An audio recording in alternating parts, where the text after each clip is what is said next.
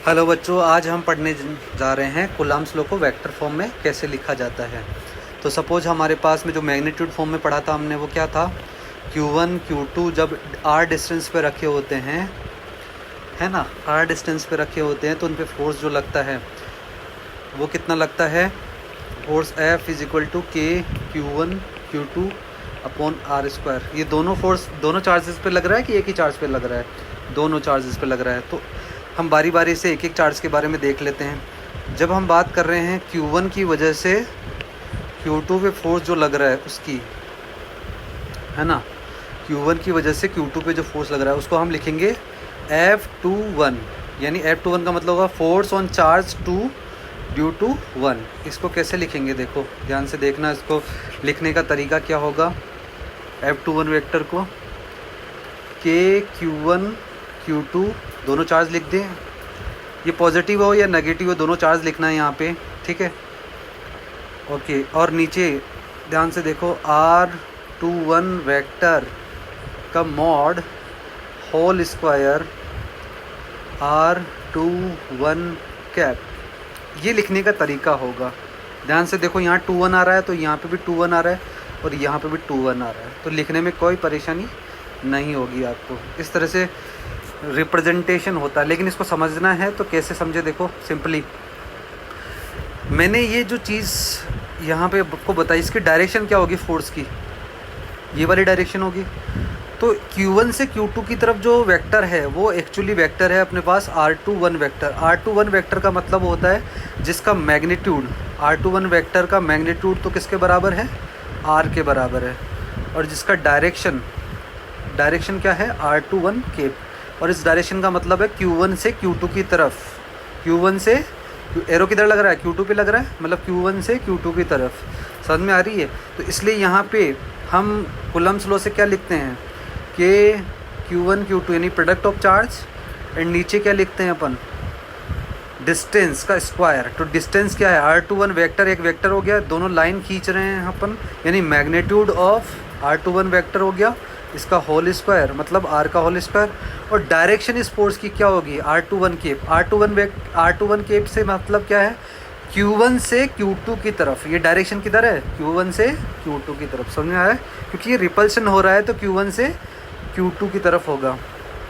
अच्छा, वेक्टर अगर आपने नहीं पढ़ा है तो मेरे जो पिछले वाले लेक्चर्स हैं उसमें वेक्टर्स आप पढ़ेंगे तो आपको क्लियरली समझ में आ जाएगा कि वेक्टर्स में हम यहाँ पे क्या चीज़ें लिख रहे हैं। तो आपको पहले वो वेक्टर्स पढ़ना होगा, ठीक है, उसके बाद में इस लेक्चर को पढ़ना है। अब हम लिखें कि Q1 पे जो फोर्स लग रहा है Q2 की वजह से, उसको लिखें तो इसको क्या लिखेंगे, F12 वेक्टर। और F12 वेक्टर को लिखने का तरीका क्या हो जाएगा, कि Q1 Q2 upon R12 vector का मोड का होल स्क्वायर R12 कैप, ठीक है। R12 वेक्टर का मोड का होल स्क्वायर, यानी R12 वेक्टर मोड क्या है, R है, और R12 केप इस फोर्स की डायरेक्शन है। फोर्स की डायरेक्शन किधर होगी, इधर की तरफ होगी। तो ये जो वेक्टर लिखा है हमने वो R12 वेक्टर होगा, इसका जो मैग्नीट्यूड है वो R होगा और डायरेक्शन Q2 से Q1 की तरफ होगी।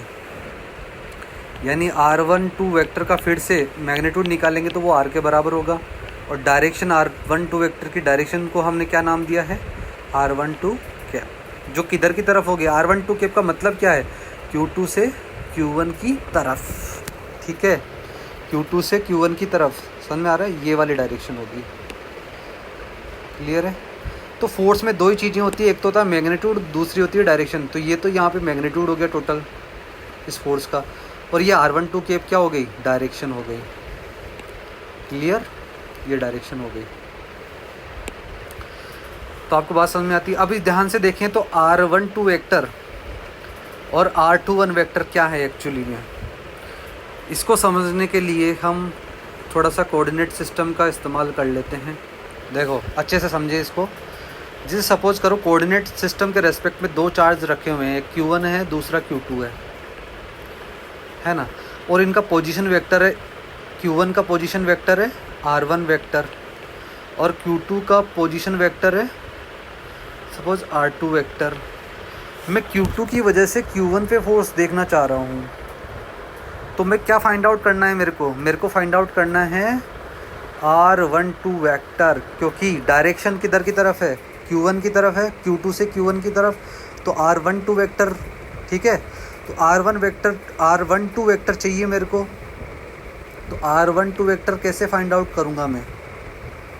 R12 वेक्टर फाइंड आउट करने का तरीका होगा R1 vector final position vector minus initial position vector. Subtraction में ये चीज़ बताई हुई है मेरी। Final position vector minus initial position vector से हम R12 वेक्टर फाइंड आउट कर लेंगे। अगर हमारे पास R12 वेक्टर आ गया तो उसका मैग्नीट्यूड भी है हमारे पास और डायरेक्शन भी है हमारे पास। समझ आ रही है?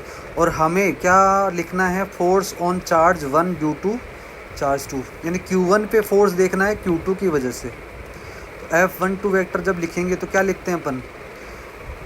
इस R12 वेक्टर जो हमारे पास में आया है, इसका मैग्नीट्यूड चाहिए और डायरेक्शन चाहिए। तो मैग्नीट्यूड और डायरेक्शन, किसी भी वेक्टर का मैग्नीट्यूड और डायरेक्शन फाइंड आउट करने का तरीका मैंने वेक्टर सेगमेंट में बताया हुआ है, तो वहाँ पे आप देख के आओगे अच्छे से। इसलिए मैंने 12th के पहले वो चीज़ पढ़ाई है, ताकि आपको किसी भी वेक्टर का मैग्नीट्यूड और डायरेक्शन फाइंड आउट कर सकें। तो अगर हमारे पास वेक्टर आ चुका है तो इसका मैग्नीट्यूड और डायरेक्शन आप फाइंड आउट कर लेंगे। और वेक्टर कैसे निकालेंगे? Final position vector minus initial position vector, ठीक है। अब इसका मैग्नीट्यूड और डायरेक्शन कैसे लिखेंगे? R12 वेक्टर का मैग्नीट्यूड और उसका डायरेक्शन R12 क्या, ये दोनों चीज़ें मैग्नीट्यूड और डायरेक्शन इस वेक्टर से अपन फाइंड आउट कर सकते हैं। समझ में आया? इसी तरह से हम F21 वेक्टर को भी फाइंड आउट कर सकते हैं। अगर आपको ये अच्छे से समझ में आ गया तो F21 वेक्टर भी हम फाइंड आउट कर सकते हैं। हमेशा दोनों चार्ट देखो ध्यान से, दोबारा से देखो। Q2 की वजह से Q1 पे फोर्स निकाल रहे हैं, तो हमें कौन सा वेक्टर चाहिए? जो वेक्टर टेल तो किधर हो, Q2 पे हो, और हेड किधर हो, Q1 पे हो। यानी Q1 फाइनल पोजीशन वेक्टर है। फाइनल पोजीशन वेक्टर कौन सा हुआ? R1 vector. और इनिशियल पोजीशन वेक्टर कौन सा हुआ? R2 वेक्टर, ठीक है। तो जब भी हमें इनिशियल पोजीशन वेक्टर से फाइनल पोजीशन वेक्टर की तरफ इंडिकेट करता हुआ वेक्टर हमें चाहिए, तो हम क्या कर देंगे? Final position vector minus initial position vector कर देंगे। और कोई भी वेक्टर अगर हमारे पास आ चुका है तो उसका मैग्नीट्यूड और डायरेक्शन हम फाइंड आउट कर सकते हैं। क्लियर है? इस तरह से हमें वेक्टर फॉर्म में लिखना होता है। इसमें अगर डाउट हो तो कमेंट बॉक्स में ज़रूर लिखें। वीडियो अगर आपको पसंद आया है तो लाइक शेयर कमेंट ज़रूर करें। Thank you so much.